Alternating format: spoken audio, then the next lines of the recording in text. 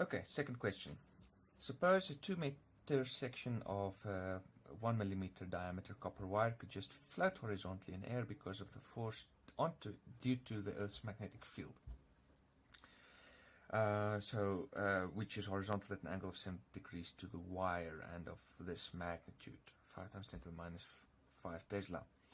What current would the wire carry? Okay, so whenever a wire has a current in it, that means there's a force on it, the magnetic force due to Earth's magnetic field. Now let's say the magnetic field is going in this direction, and I've got a wire here carrying a current. So let's say current is going like this, and the wire and the magnetic field's in this direction, which it actually is. Come to think of this, is approximately north. I wasn't far out. Well, it will be north. Well, let's see which direction actually is it. This isn't right. Never mind. Okay, it wasn't completely as I thought. Okay, but anyway, it's more or less in the right direction. Okay, so imagine the magnetic field is going in this direction, and the wire is carrying a current in that direction. Then it would be direction of the current, right hand rule 2, index finger direction of the current, middle finger direction of the magnetic field. Then they would feel an upward force on it, which could in effect fight against gravity. Okay, so the question is it possible for such a 2-meter section of copper wire with a current to have a big enough magnetic force on it that it cancels gravity? It's the same magnitude as gravity, and the wire just floats in the air. So that's what is meant by float here. It's counteracting gravity. Okay, so I want to know what current there would have to be for the magnetic force to be the same as the gravitational force. So what if you've got current in a wire in a magnetic field, then you have this formula for the force. The current times the length of wire in the magnetic field, well, the uniform magnetic field, but a little wire, 2-meter piece of wire in Earth's magnetic field, to a very close approximation, the Earth's magnetic field is uniform, times sine of the angle between the two. Okay. So I want to know when that is equal to the gravitational force. So this is question 2. So this is what I'm interested in. When is the gravitational force, or for what current is the gravitational force magnitude the same as the magnetic force? Okay, so the gravitational force is just the mass of the wire. Let's say this is, well, I could say subscript wire here, but okay, this m is the mass of the 2-meter length wire times g equal to, okay, what is this? According to the formula I just showed you, this is ILB sine of theta. Okay, what do I have and what do I not have? I'm trying to find out what must I be, what must the current be for these two to be the same. I've got the length, that is the 2 meters that is given. I'm given the magnetic field B, 5 times 10 to the minus 5 Tesla, sine theta, I'm given theta at 70 degrees. I know what G is, I'll just take that's 9.8 times 10 to the minus 5, just 9.80 meters per second squared. Mass, I don't have mass. How can I find the mass?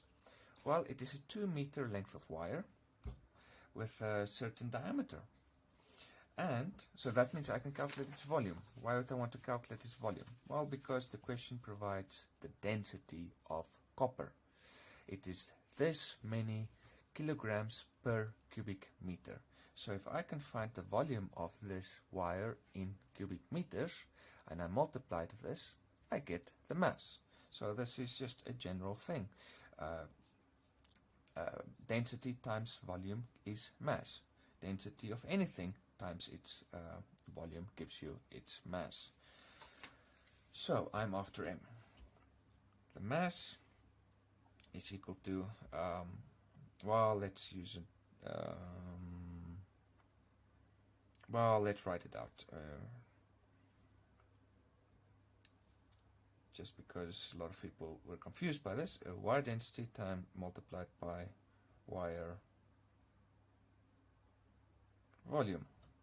Okay, so this is for anything. I mean, it can be car density multiplied by car volume, or Jupiter density multiplied by Jupiter volume, whatever. This is just the way density is defined, is mass per volume. So you multiply density with the volume, you get the mass. Okay, so this is just going to be the density that was given, which is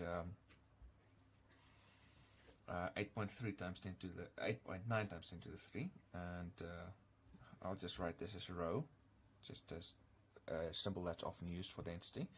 And what is the wire volume going to be? Well, you've got a wire, it's got a certain cross-sectional area, A, and it's got a certain length. Let's call it capital L. Don't want to use the same L. Well, no, I can use the same L, just little l. So the volume would be A times L. And what is the area? So the volume is going to be this A times L. And what is the area? What is the area in terms of what did? Well, I'll use the formula I've used a couple of times before. It's just pi over 4d squared, where that's diameter of the wire multiplied by the wire length. Good. So that is it. I can now substitute this into year. That's going to be perhaps a little bit too many symbols to juggle at the same time. You can do it, actually be a good way of doing it. But let's instead simplify things a bit. Let's actually go and get ahead and calculate this. So this is 9 times 10 to the 3 kilograms per cubic meter, multiplied by just, well, pi over 4, that's just pi over 4, times the diameter is what? 1 millimeter, so 1.0 times 10 to the minus 3 meters squared, times the length, which is 2.0 meters. Okay, now let's calculate this, see what we get. Let's get the pi over 4 out of the way first. Okay, multiplied by 2. Yeah, okay, fine. Multiplied by 8.9 times 10 to the power 3 times, it's just 1 times 10 to the minus 6 times 10 to the power minus 6. Okay, so how are we going to write this? Okay, this is something we'll use in subsequent calculation, so I'll make sure there's enough significant figures. So 3, I'll write it like this.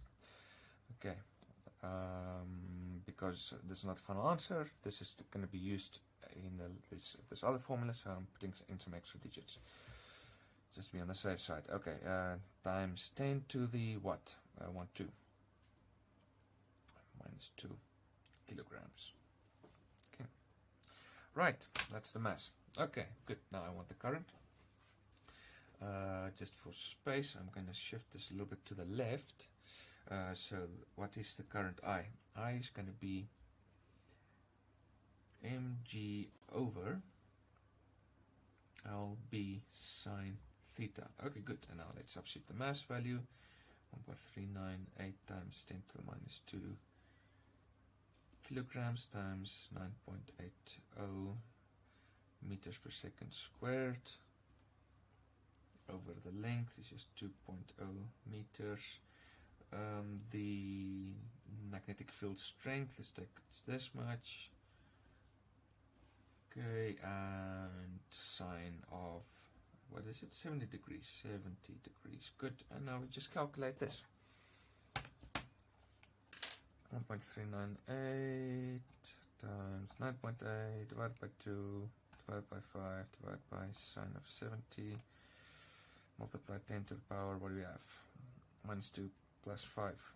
Alright, minus 2 plus 5, so plus 3. Yeah, it's 1458 amperes, sure. Okay, so 1458 amperes, so approximately 1500 amperes to 2 significant figures. Okay, now does this look like a feasible answer? This is a incredibly big current. certainly no way at all that 1 millimeter copper wire will take it. It'll just instantly vaporize. So it's not feasible. It says it's too high to be feasible.